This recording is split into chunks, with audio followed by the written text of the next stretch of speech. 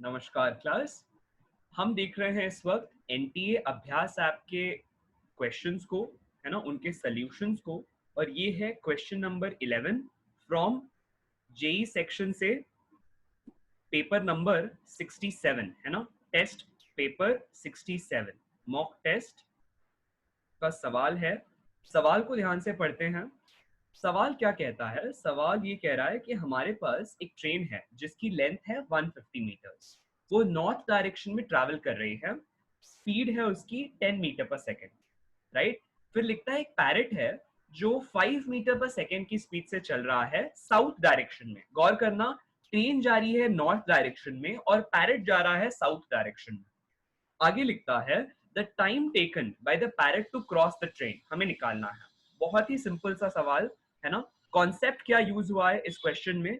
जो concept use होगा वो है रिलेटिव मोशन। कॉन्सेप्ट क्या यूज होगा? Relative motion. ठीक है, तो अब इस सवाल को लगाते हैं, सॉल्व करते हैं, हल करते हैं।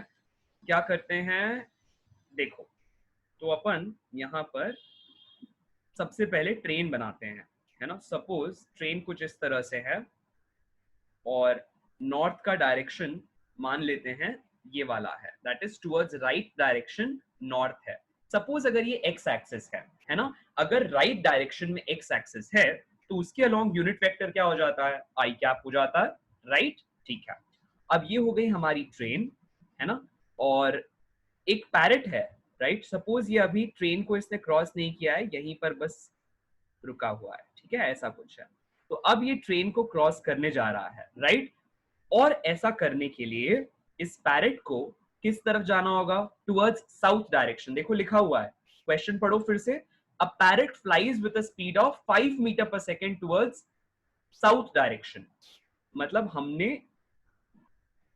ये इसे साउथ माना हुआ है, राइट। और direction of train is towards north, है ना। ट्रेन जो है वो नॉर्थ की तरफ जा रही है। दोनों के लिए स्पीड दी हुई है, राइट। इस ट्रेन के लिए जो स्पीड है that is 10 metre per second और पैरेट के लिए जो स्पीड है वो है 5 मीटर पर सेकेंड। अब अगर एक्स एक्सिस का पॉजिटिव डायरेक्शन नॉर्थ की तरफ है तो मैं ट्रेन के लिए, ये जो ट्रेन है इसके लिए क्या वेलोसिटी लिख सकता हूं आई कैप के टर्म्स में? एकदम फटाक से दिमाग में स्ट्राइक करेगा, आप बोलोगे यस सर, बिल्कुल लिख सकते हो। तो velocity of train is 10 i cap, right. और वेलोसिटी ऑफ पैरेट क्या हो जाएगी? क्योंकि पैरेट नेगेटिव एक्स डायरेक्शन की तरफ जा रहा है और नेगेटिव एक्स डायरेक्शन की तरफ यूनिट वेक्टर कितना होता है? माइनस आई कैप, हाँ या ना। इसीलिए पैरेट के लिए the velocity will be -5 i cap. Of course दोनों के यूनिट्स जो है that will remain the same, equal to metre per second. ठीक। अच्छा, अब हमने क्या कहा था? Come back to where we were initially.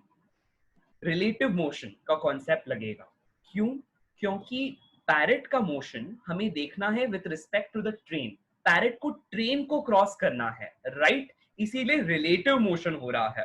तो मैं यहां पर लिखूंगा velocity of parrot with respect to the train is given by velocity of parrot minus velocity of train। ठीक, क्या वैल्यू आएगी? देखो डायरेक्टली सब्सटीट्यूट करो तो -5 i cap minus of 10 i cap. Answer आ रहा है -15 मीटर पर सेकेंड और of course in the along the x direction. कौन सा? Negative x direction. देखो माइनस आई कैप आ रहा है, राइट। ठीक है, तो ये क्या आ गया? ये आ गया वेलोसिटी की हमारे पास वैल्यू, वेलोसिटी की वैल्यू आ गई। ठीक है, अब हमें जो लेंथ कवर करनी है दैट इज 150 मीटर्स। ट्रेन की लेंथ वही है, देखो क्वेश्चन में दिया हुआ है सबसे पहला point, a train of 150 meter length, right. So इसको मार्क भी कर लेते हैं, यहां देखो this length is given as 150 meters. ये ट्रेन की लेंथ दी हुई है 150 मीटर्स, ठीक है। तो अब हम जानते ही हैं, बड़ा सिंपल सा फंडा है कि जो वेलोसिटी का मैग्नीट्यूड है ना, वो कितना आ गया है? 15 आ गया है। जो ट्रेन की लेंथ है दैट इज 150, राइट? और यूनिट्स भी चेक कर लो एक बार, कई बार बच्चे यूनिट्स में गलती कर जाते हैं, इसीलिए यूनिट्स को हमेशा क्रॉस चेक करना है।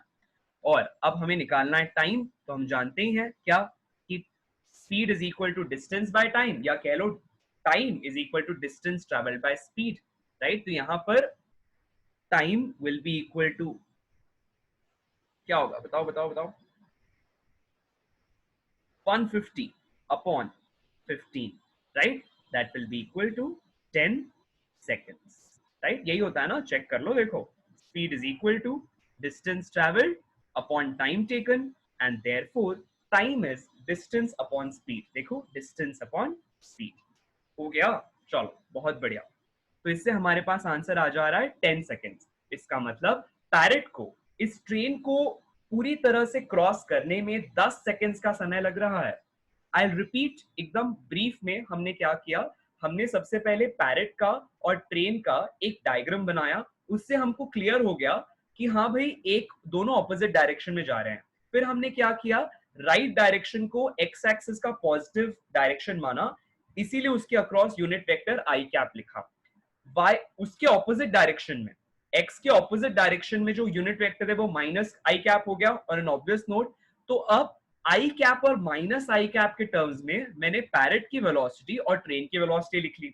उसके बाद अपन ने क्या किया, क्योंकि दोनों का रिलेटिव मोशन हमको एनालाइज करना है क्वेश्चन में, इसीलिए हमने रिलेटिव वेलोसिटी की वैल्यू लिखी। Velocity of parrot with respect to train निकाला। ट्रेन की लेंथ दी हुई है, क्योंकि दोनों का आपस में रिलेटिव मोशन हो रहा है, इसीलिए ये फॉर्मूला में रिलेटिव मोशन का कॉन्सेप्ट आया है, याद रखो, ठीक है? फिर अपन ने बस speed is equal to distance by time का फंडा लगाया, and we got the time taken by the parrot to cross the train. So your answer is option number D, right?